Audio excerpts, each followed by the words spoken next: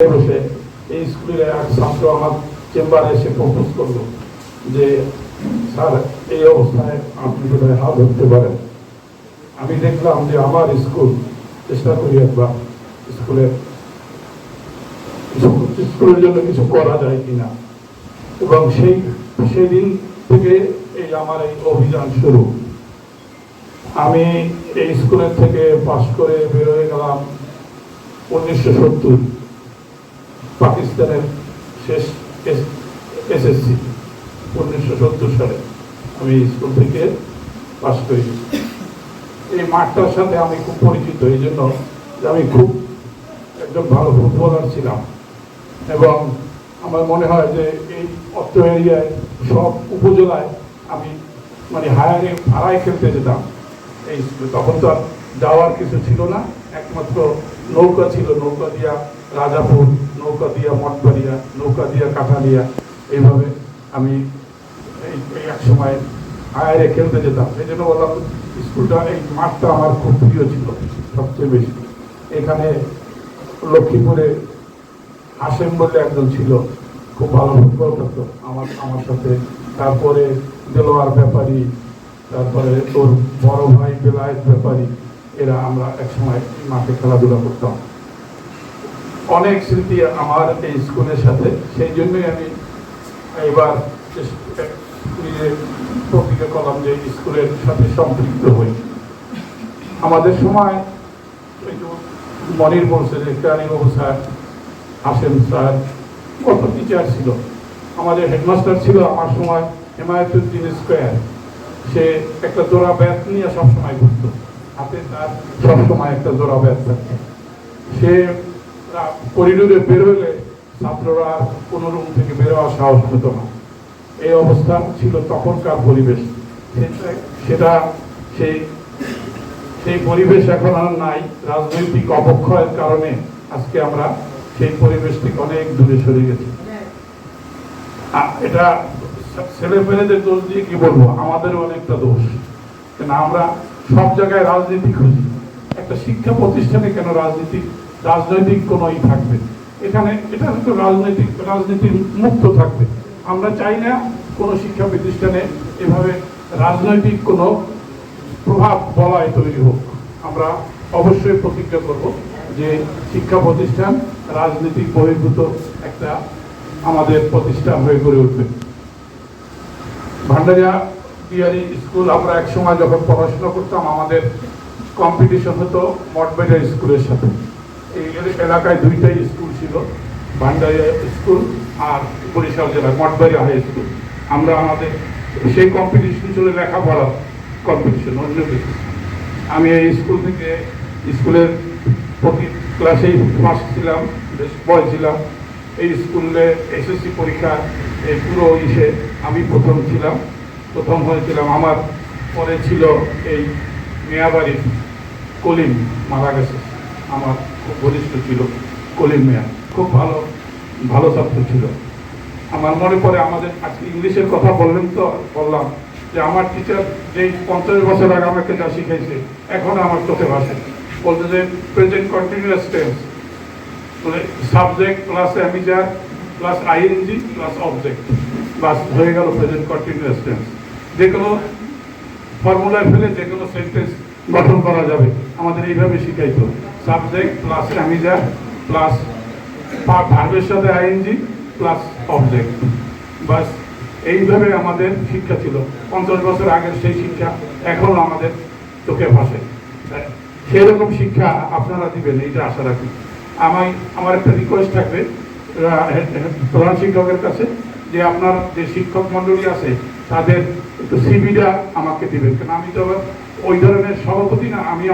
আমি খুব এটা নিয়ে স্টাডি করব, আমি সাবজেক্ট অনুযায়ী স্টাডি করব যে কার কোনখানে কোন জায়গাটায় কাকে প্লেস করলে বেটার সার্ভিস পাওয়া যাবে, সেটা আমি আপনাদের সিভি নিয়ে আমি একটু দেখতে চাই এটা। আর শিক্ষার মান উন্নয়নের জন্য যেগুলো বললেন, আমরা সংক্ষিপ্ত পরিসরে বসবো। সংক্ষিপ্ত পরিসরে বসে আমরা এই দিকগুলো নিয়ে পর্যালোচনা করব, এবং আমরা সিদ্ধান্ত নেব কিভাবে এই স্কুলের যে যে গৌরব, সেই গৌরব আবার পুনরুদ্ধার করা যায়। এই একটা স্কুল ছিল যে এক সময় ভান্ডারি বিহারি হাই স্কুল, যা সবাই এক নামে চিনত। আমাদের সেই গৌরব আমরা এই রাজনৈতিক কর্মকাণ্ডের মধ্য দিয়ে, রাজনৈতিক প্রভাব বলয়ের মানে যেটা বিগত দিনে হয়ে আসছিল, আজকে আপনারা বলেন যে ওসি সাহেব বললেন যে মাদকের আখড়া, কারা করেছে এটা? এটা কি ছাত্রছাত্রীরা দায়ী? এটা দায়ী রাজনৈতিক নেতারা, যারা নিজেকে নিজের স্থান সুপ্রতিষ্ঠিত করার জন্য এদেরকে ব্যবহার করেছে। আমরা যখন স্কুলে আসতাম, আমার মনে পড়ে যে আমরা ওই পার হয়ে এপারে এসে এই ওই বাজার থেকে স্কুল, এর মধ্যে সাইডে তাকাতাম না যে কোথায় কি আছে, বলতেও পারবে না যে আমরা সাইডে তাকাই, দেখারও কোনো স্কোপ ছিল না। এইভাবে আমরা, আর আজকে যখন দেখি যে ভান্ডারিয়া একেবারে উন্মুক্তভাবে আপনার এই মাদকের ব্যবসা হচ্ছে, মাদকের ব্যবহার হচ্ছে, কষ্ট লাগে। এবং এই জন্য আমি একবারই দায়ী করি প্রাক্তন যারা রাজনৈতিক নেতৃত্ব ছিল, তারা একদিকে তারা ব্যবসা করেছেন, আর একদিকে এই সমাজকে অবক্ষয়ের দিকে ঠেলে দিয়েছেন।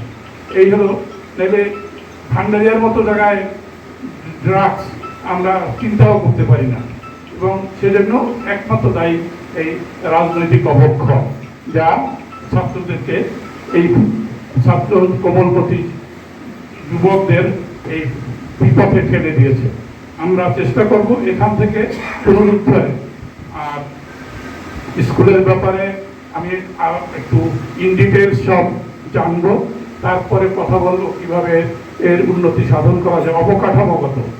অবকাঠামোগত উন্নতির জন্য হেডমাস্টার সাহেব আমাকে টেলিফোন করে বলেছিলেন যে এখানে একটা 4তলা একাডেমিক বিল্ডিং এর স্যাংশন আছে নাকি, এবং সেটা ওইভাবেই পড়ে আছে।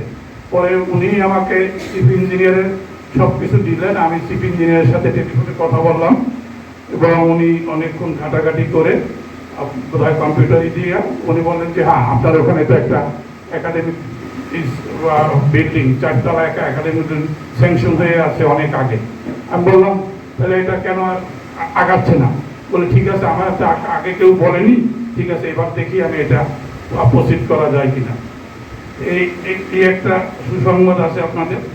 আর স্কুলটাকে বাউন্ডারি ওয়ালের মধ্যে দিয়ে পুরোপুরি সুরক্ষিত করার একটা দিক থাকবে। আজকে ইউনো সাহেবকে পাইলে আমি একটু বলতাম যে ওনার কাছে তো অনেক ফান্ড আছে, এই ফান্ডটা শুধু হাইফাই পার্টিকে না দিয়া এইসব প্রতিষ্ঠানকে দিয়ে যাতে প্রতিষ্ঠানের উন্নতি হয়, সেইভাবে কোনো পদক্ষেপ নিতে পারেন কিনা উনি।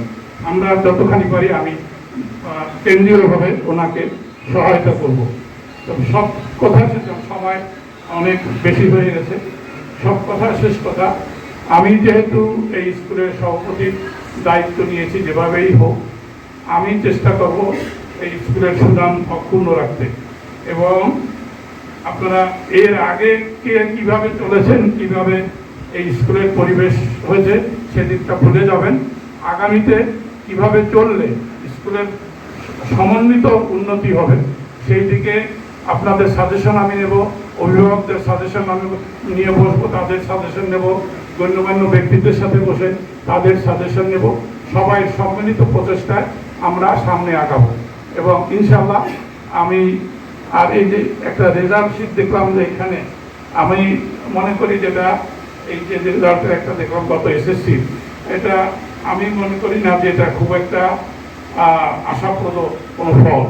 এটা উন্নীত করার জন্য, আরো ভালো করার জন্য কি করতে হয়, আপনি টিচারদের সাথেও আমি ভিন্ন ভিন্নভাবে বলবো। আপনাদের সাজেশন দিবেন, সব আমি কম্পাইল করব, আমি নিজে এটা স্টাডি করব, তারপরে আমার মতামত জানাবো। এইভাবে আমরা আগাবো। কেউ এখন একক কোনো চিন্তায় না, আপনাদের সমন্বিত, আপনাদের সুপারিশের মধ্যে দিয়ে আমি সিদ্ধান্ত নেব। এবং একটু আপনারাও সজাগ থাকবেন, আমি যেমন সহজ আবার তেমন কিন্তু কঠিন। আমি ছাত্র রাজনীতি করি, আজকে দলীয় রাজনীতি করি। আমি বরিশাল মেডিকেল কলেজে যখন পড়াশোনা করতাম, আমি আমার হাতে বরিশাল মেডিকেল কলেজ ছাত্র দলের জন্ম হয়। সেই 1979 সালে 78-79 সালে আমি সেইখান থেকে আমি আজকে বিএনপি কেন্দ্রীয় রাজনীতিতে আসছি, কেন্দ্রীয় পদাধিকারী হয়েছি। কিন্তু সবকিছু আমার সততা এবং আমার বলিষ্ঠ পদক্ষেপের কারণে না। ঢাকা শহরে স্থান পাওয়া বিধিটা, আমি বরিশাল মেডিকেল কলেজের ছাত্র, আমি একটা পেরিফেরাল মেডিকেল কলেজের একমাত্র ছাত্র নেতা। আমাকে আমাদের স্থান করে নিতে আমাকে বহু স্ট্রাগল করতে হয়েছে এবং সেই স্ট্রাগল করতে পারি বলেই আমি আজকে এখানে এসেছি। এবং আমি আশা রাখি যে আপনাদের সমন্বিত উপদেশ এবং আপনাদের সাজেশনের মধ্য দিয়ে এই স্কুল তার পুরানো গৌরব ফিরে পাবে এবং আমরা সবাই একযোগে এই স্কুলকে উন্নতির জন্য কাজ করব। সবাইকে ধন্যবাদ জানিয়ে এবং পরবর্তী মধ্যাহ্নভোজের আহ্বান জানিয়ে আমি শেষ করছি। খোদা হাফেজ। বাংলাদেশ জিন্দাবাদ।